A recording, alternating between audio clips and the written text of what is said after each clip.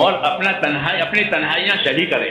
ہاں حج میں سب حاضر ہوتے ہیں, مجمع میں سب بزرگ دین نظر آتے ہیں, تمہاری تنہائیاں کیسی ہیں؟ ہاں کہ تمہاری تنہائیاں کیسی ہیں یہ دیکھی جائے گی. سمجھ میں آئی بات؟ تو اپنی تنہائیوں کو ٹھیک کرنا. کہ تنہائیوں میں کیا ہونا چاہیے؟ کہ تنہائیوں میں انابت ہونی چاہیے, تنہائیوں میں ندامت ہونی چاہیے, سمجھے نہیں؟ اور جلوت میں استقامت ہونی چاہیے کہ جب عمل میں آئے تو استقامت کے ساتھ رہے, ہر سنت پر عمل کریں اپنی طاقت کے مطابق. یہ تو عام. لیکن جب تنہائیوں میں جاوے تو کہ تنہائیوں میں جاوے تو انابت کریں, اللہ کی طرف رجوع کریں, اے اللہ تنہائیوں میں, کہ تنہائیوں میں اللہ کی طرف رجوع ہو, تنہائیوں میں اپنے گناہوں پر دھیان کر کے ندامت ہو, استغفار ہو. جی ہاں, یہ نیک بندوں کا طریقہ رہتا ہے کہ ہماری تنہائیاں بھی ٹھیک ہو جاوے. جیسے مجوں میں ہم ٹھیک نظر آتے ہیں ایسے تنہائیوں میں بھی ٹھیک. تنہائیوں کی ایک منزل قبر ہے اور اجتماعیوں کی منزل حشر ہے. یہ دو منزلیں رکھی ہیں. یہ قبر میں تنہائی, کہ تنہائی انفرادی کیا کیا چیزیں ہوئی تھی وہ قبر میں ہوگی. قبر صندوق ہے آدمی کے عمل کا, جب یہ آتا ہے نا درپش ہوگا سفر میں, جب تک اس کھولیں گے تو وہ چیز نکلے گی جو آپ نے رکھی ہے. القبر صندوق العمل, یہ قبر صندوق ہے, رکھی ہوئی چیز نکلتی ہے. ہاں تو قبر میں جاتی ہے چیزیں, جب قبر کھولے گی تو اس کو ملے گی. یہ اس کی انفرادی. پھر اجتماعی کہ وہ حشر میں ہوگی. جی ہاں, حشر میں اجتماعی چیزیں, آپ کے وضو کا اثر آپ کے اوپر, چہرہ چمک رہا ہے, ہاتھ پاؤں چمک رہے ہیں, جو وضو کر کے نماز پڑھتے تھے یہ حشر میں آئے گا, کیونکہ وضو ایک اجتماعی چیزیں سب کرتے ہیں. جی ہاں, تو حشر اجتماعیت کو دکھاوے اور قبر انفرادیت کو دکھاوے. سمجھ نہیں بات؟ ہاں, اور دونوں جگہ کی ضرورت ہے. جی ہاں, یہ قبر کے عذاب سے حضور صلی اللہ علیہ وسلم پناہ مانگتے, قبر کے عذاب سے پناہ مانگتے. اللہم انی اعوذ بک من عذاب جہنم واعوذ بک من عذاب القبر. جی ہاں, پناہ مانگتے ہیں اس سے, کیونکہ یہ بہت سخت ہے. اللہ حفاظت فرمائے ہم سب کی. بسم اللہ الرحمن الرحیم. اللهم لك الحمد كله ولك الشكر كله ولك الملك كله بيدك الخير كله إليك يرجع الأمر كله لا إله إلا الله وحده لا شريك له له الملك وله الحمد يحيي ويميت وهو على كل شيء قدير. اللهم أنت أحق من ذكر وأحق من عبد وأنصر من ابتغي وأرأف من ملك وأجود من سئل وأوسع من عادى. اللهم أنت الملك لا شريك لك والفرد لا ند لك كل شيء هالك إلا وجهك لن تطاع إلا بإذنك ولن تعصى إلا بعلمك تطاع فتشكر وتعصى فتغفر. أقرب شهيد وأدنى حفيظ قلت دون النفوس وأخذت بالنواسي وكتبت الآثار ونسخت الآجال. القلوب لك مفضية والسر عندك علانية, السر عندك علانية. الحلال ما أحللت والحرام ما حرمت والدين ما شرعت والأمر ما قضيت والخلق خلقك والعبد عبدك وأنت الله الرؤوف الرحيم. الخلق خلقك والعبد عبدك وأنت الله الرؤوف الرحيم. الخلق خلقك والعبد عبدك وأنت الله الرؤوف الرحيم. وأنت الله الرؤوف الرحيم. اللهم صل على سيدنا محمد, اللهم صل على سيدنا محمد وعلى آل سيدنا محمد كما صليت على إبراهيم وعلى آل إبراهيم إنك حميد مجيد. اللهم بارك على سيدنا محمد وعلى آل سيدنا محمد كما باركت على إبراهيم وعلى آل إبراهيم إنك حميد مجيد. اللهم صل نبينا محمد صلى الله عليه وسلم بما هو أهله وجه الأنبياء كلهم خيرا وسلام على المرسلين والحمد لله رب العالمين. ربنا ظلمنا أنفسنا وإن لم تغفر لنا لنكونن من الخاسرين. ربنا ظلمنا أنفسنا وإن لم تغفر لنا وترحمنا لنكونن من الخاسرين. ربنا ظلمنا أنفسنا وإن لم تغفر لنا وترحمنا لنكونن من الخاسرين. ربنا إننا آمنا فاغفر لنا ذنوبنا وقنا عذاب النار. اللهم اغفر لي ولوالدي واغفر يا رب لجميع المؤمنين والمؤمنات والمسلمين والمسلمات الأحياء منهم والأموات والإخواننا الذين سبقونا بالإيمان ولا تجعل في قلوبنا غلا للذين آمنوا ربنا إنك رؤوف رحيم. اللهم إن قلوبنا ونواسينا وجوارحنا بيدك لم تملكنا منها شيئا فإذا فعلت ذلك بنا فكن أنت ولينا واهدنا إلى سواء السبيل. اللهم كن أنت ولينا واهدنا إلى سواء السبيل. اللهم كن أنت ولينا واهدنا إلى سواء السبيل. اللهم آت نفوسنا تقواها وزكها أنت خير من زكاها أنت وليها ومولاها. اللهم ألهمنا مراشد أمورنا وإنا من شرور نفوسنا. اللهم وفقنا لما تحب وترضى من القول والعمل والفعل والنية والهدى إنك على كل شيء قدير. اللهم أقبل بقلوبنا إلى دينك. اللهم أقبل بقلوبنا إلى دينك. اللهم أقبل بقلوبنا إلى دينك وأقبل واقبل بقلوب جميع المسلمين الى طاعتك اللهم ان قلوبنا ونواسينا وجوارحنا بيدك لم تملكنا منها شيئا والا فعلت ذلك بنا فكن انت ولينا واهدنا الى سواء السبيل اللهم اغفر المسلمين اللهم اغفر المسلمين من كل بلاء الدنيا وعذاب الاخره اللهم اغفر المسلمين من كل بلاء الدنيا وعذاب الاخره اللهم اغفر المسلمين من كل بلاء الدنيا وعذاب الاخره ربنا لا تجعلنا فتنة للقوم الظالمين ربنا لا تجعلنا فتنة للقوم ربنا لا تجعلنا فتنة للقوم الظالمين ونجنا برحمتك من القوم الكافرين ونجنا برحمتك من القوم الكافرين ونجنا برحمتك من القوم الكافرين اللهم انا نجعلك في نحورهم ونعوذ بك من شرورهم اللهم انا نجعلك في نحورهم ونعوذ بك من شرورهم اللهم انا نجعلك في نحورهم ونعوذ بك من شرورهم رحمتك نرجو فلا تكلنا الى انفسنا طرفة عين ولا تنزل منا صالح ما اتيتنا اللهم بارك لنا فيما اتيتنا ولا تحرمنا بركة ما اتيتنا اللهم آتنا افضل ما تؤتي بالك الصالحين وآتنا افضل ما تؤتي الناس من المال والاهل والولد غير ضال ولا مضل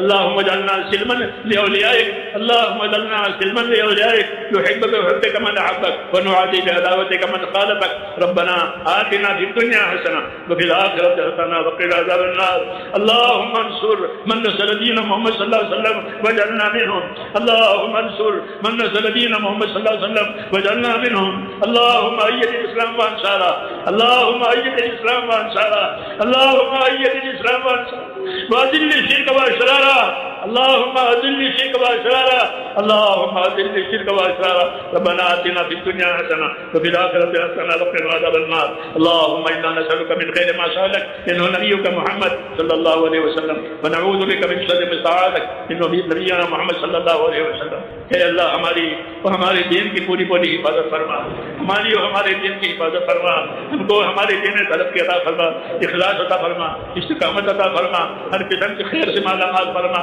ہر قسم کے شر سے رکاوٹوں سے بیماریوں سے بلاؤں سے اے اللہ پوری پوری حفاظت فرما بھرپور خیر مقدر فرما اور ہر قسم کے شر سے حفاظت فرما جتنے خیر جناب رسول اللہ صلی اللہ علیہ وسلم آگے وہ میں عطا فرما جسے بنا جا کے ہم کو بنا نصیب فرما ہمارے بیماروں پہ شفا عطا فرما ہمارے پریشانوں کی پریشانیاں دور فرما ہمارے محتاجوں کی مدد فرما ہمارے قرضداروں کو قرضوں میں سے نکال دے اللہ پاک روزیوں کے دروازے امت پر کھول دے حرام کے رزق سے ہماری حفاظت فرما بہت تک اخلاص اور استقامت کے ساتھ ہم سب کو اپنے دین کو جینا نصیب فرما مرنے کا وقت آوے تو کمال ایمان پر خاتمہ نصیب فرما کمال ایمان پر خاتمہ نصیب فرما توفنا مسلمین والحقنا بالصالحین خیر خزایا ولا ندم ولا مفتونین اللهم اجعل الحیات زیادة لنا في كل خیر واجعل الموت راحة لنا من كل شر وصلى الله تعالى على خير خلقه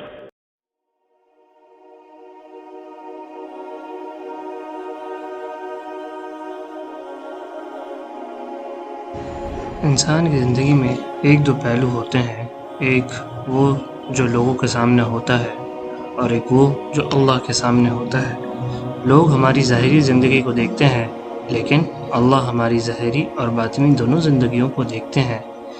کئی لوگ مجلس میں بہت نیک نظر آتے ہیں لیکن جب تنہا ہوتے ہیں تو گناہوں میں مبتلا ہو جاتے ہیں، اور کئی لوگ ایسے ہوتے ہیں جو تنہائی میں بھی اللہ سے ڈرتے ہیں۔ یقیناً اللہ کے نزدیک اصلی مقام انہی لوگوں کا ہے۔ اصل کردار تنہائی میں سامنے آتا ہے۔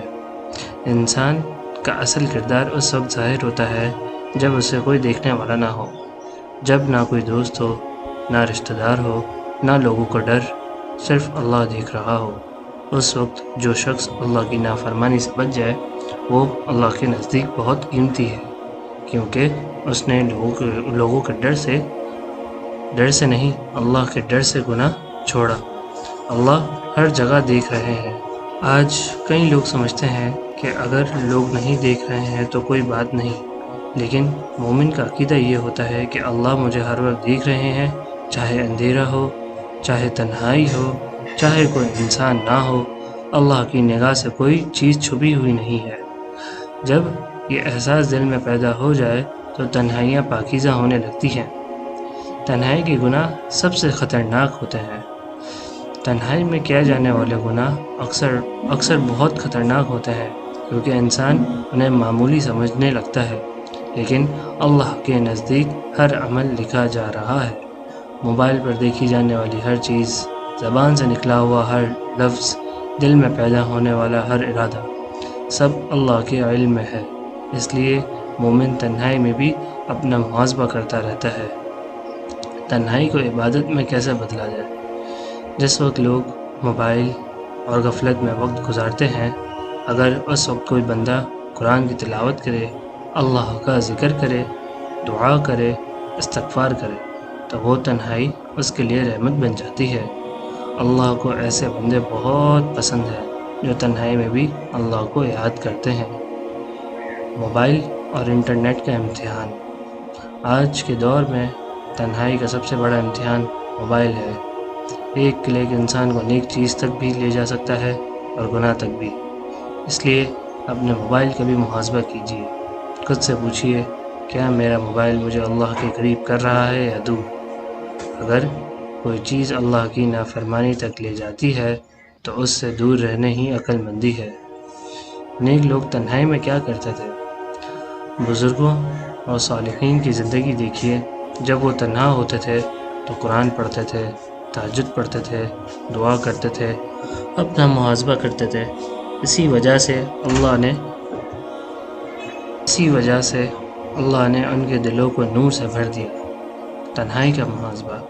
میرے بھائی دوستو بزرگوں، اگر آپ جاننا چاہتے ہیں کہ آپ اللہ کے کتنے قریب ہیں تو اپنی تنہائیوں کو دیکھیے۔ لوگوں کے سامنے آپ کیا